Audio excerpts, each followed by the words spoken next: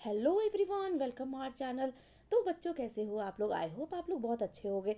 हम आज इस वीडियो में डिस्कस करने वाले हैं मैग्नीज के बारे में। जैसा कि हमने पिछले वीडियोस में डिस्कस कर चुके हैं, खनिज और ऊर्जा संसाधन में खनिज और ऊर्जा संसाधन क्या क्या होते हैं और किसे हम खनिज कहते हैं, ये किन किन क्षेत्रों में अधिकता से पाए जाते हैं और कैसे उपस्थित होते हैं पृथ्वी पर। तो हम उसी वीडियो को आगे बढ़ाते हुए मैग्नीज के बारे में पढ़ेंगे। ये topic class 10th NCERT topic geography topic है।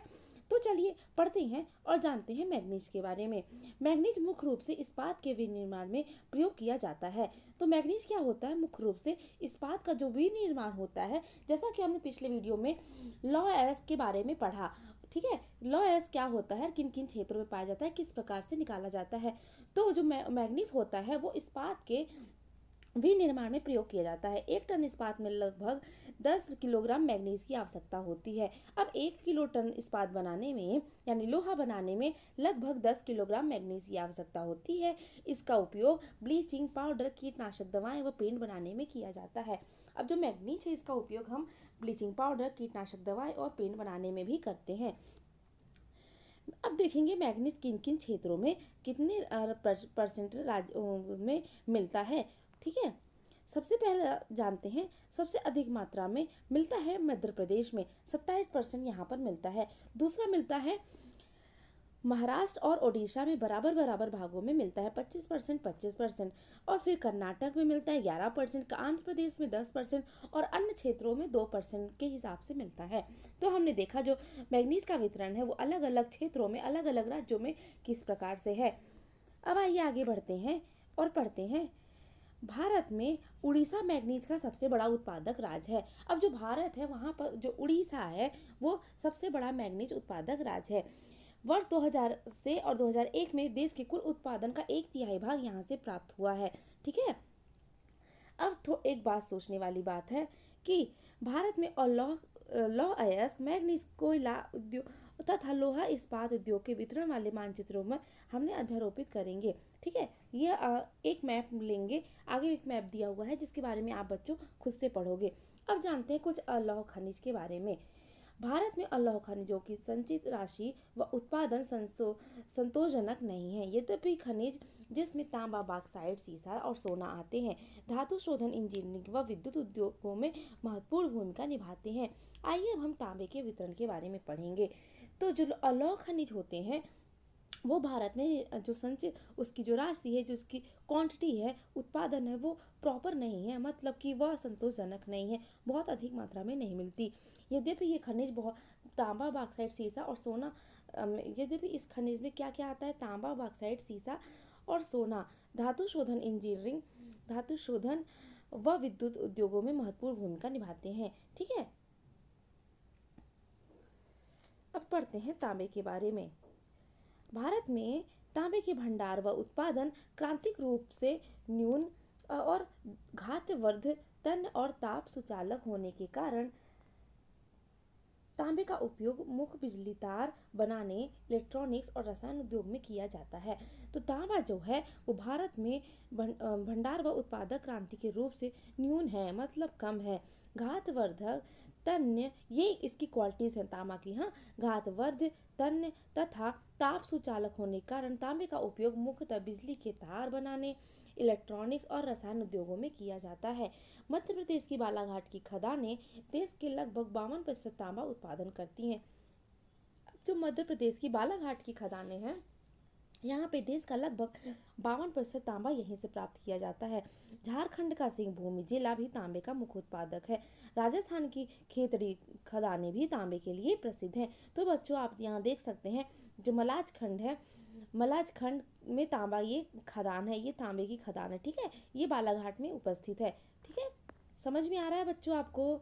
कोई भी डाउट हो आप कमेंट सेक्शन में जरूर लिखें। अब पढ़ते हैं, आइए आगे बढ़ते हैं और पढ़ते हैं बॉक्साइट के बारे में। यद्यपि अनेक अयस्कों में एल्युमिनियम पाया जाता है, परंतु सबसे अधिक एल्यूमिना क्ले जैसे दिखने वाले पदार्थ बॉक्साइट से ही प्राप्त किए जाते हैं। ठीक है, यद्यपि अयस्क में एल्यूमिनियम पाया जाता है, जो बॉक्साइट में से क्या मिलता है? एल्यूमिनियम के अयस्क में से पाया जाता है, परंतु सबसे अधिक एल्यूमिना क्ले जैसा दिखने वाला पदार्थ बॉक्साइट से ही प्राप्त होता है। बॉक्साइट निक्षेपों की रचना एल्यूमिना सिलिकेटों से समृद्ध व्यापक विभिन्नता वाली चट्टानों के विघटन से होती है। एल्यूमीनियम एक महत्वपूर्ण धातु है क्योंकि यह लोहे जैसी शक्ति के साथ साथ अत्यधिक हल्का एवं सुचालक भी होता है। इसमें अधिक घातवर्ध भी पाई जाती है। भारत में बॉक्साइट के निक्षेप मुख्यतः अमरकंटक पठार, मैकाल पहाड़ियाँ तथा बिलासपुर कटनी की पठारी प्रदेश में पाए जाते हैं। तो भारत में हमारा जो बॉक्साइट का मुख्यतः स्रोत है वो कहाँ कहाँ है? अमरकंटक का पठार है, मैकाल की पहाड़ियाँ हैं, बिलासपुर कटनी के पठारी प्रदेश में पाए जाते हैं। तो आइए बच्चों, अब हम पढ़ते हैं कि बॉक्साइट का जो वितरण है किन किन राज्यों में कितना प्रतिशत है। सबसे ज़्यादा ओडिशा में है। आप देख सकते हैं ओडिशा में 49% बॉक्साइट मिलता है। फिर उसके बाद गुजरात में, फिर झारखंड, फिर छत्तीसगढ़, महाराष्ट्र और 2% में अन्य जिले, अन्य राज्य आते हैं। तो बच्चों, आपने देखा किस प्रकार से जो बॉक्साइट है किस प्रकार से खदानों में निकाला जाता है। ठीक है, ये बॉक्साइट की खदानें हैं। ओडिशा भारत का सबसे बड़ा बॉक्साइट उत्पादक राज्य है। ये हमने उस चार्ट में भी देखा कि ओडिशा जो है वो भारत का सबसे बड़ा बॉक्साइट उत्पादक राज्य है। ठीक है, 2016-17 यहाँ कोरापुट जिले में पंचम पंचमपतमाली निक्षेप राज्य से सबसे महत्वपूर्ण बॉक्साइट निक्षेप है। ठीक है,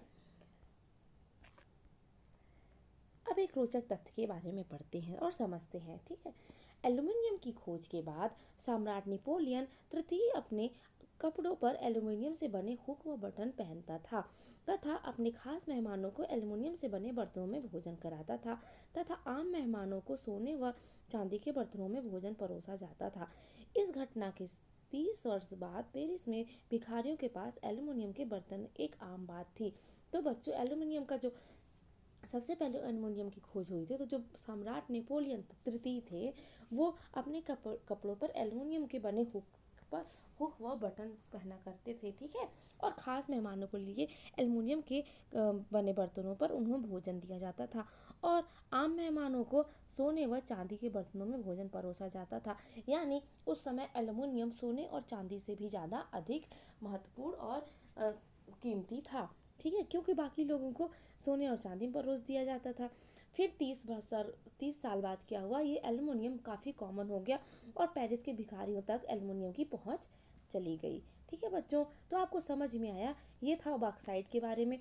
बॉक्साइट के बारे में आपको सारी चीज़ें मैंने डिटेल से बताई है। कोई भी डाउट हो तो आप कमेंट सेक्शन में ज़रूर लिखें। बॉक्साइट के वितरण में कुछ भी प्रॉब्लम आए, बॉक्साइट के बारे में कुछ भी समझ में ना आए तो आप कमेंट सेक्शन में ज़रूर पूछें। मैं फिर से एक नया वीडियो बना के आपको वो डाउट ज़रूर क्लियर कराऊंगी। ठीक है बच्चों, तो आई होप आपको इस वीडियो सारी चीज़ें बहुत अच्छे से समझ में आई होंगी। वीडियो को लास्ट तक देखने के लिए आपका बहुत बहुत धन्यवाद। Have a good day. Thank you.